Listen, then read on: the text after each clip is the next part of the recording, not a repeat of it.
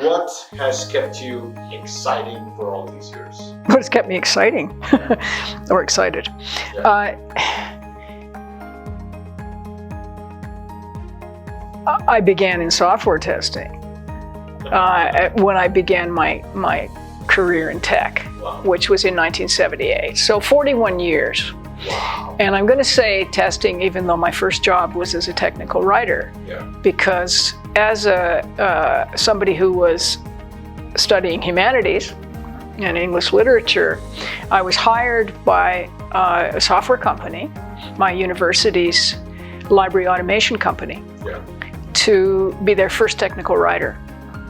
And the guy who hired me, a wonderful guy named Charles Cohen, said to me, he wanted to hire a technical writer.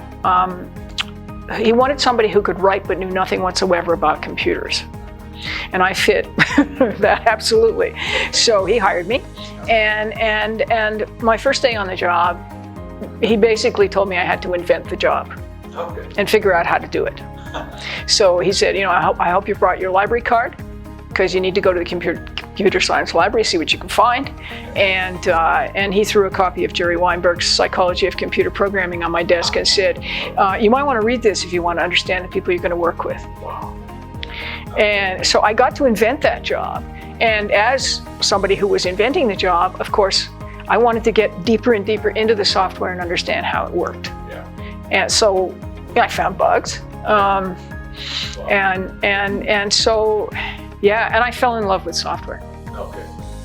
And that's really what has kept me excited all this time. A friend once described software as building software as building castles in the air, and that's always been a very inspiring vision to me, the building castles in the air, but also of building practical applications that do things.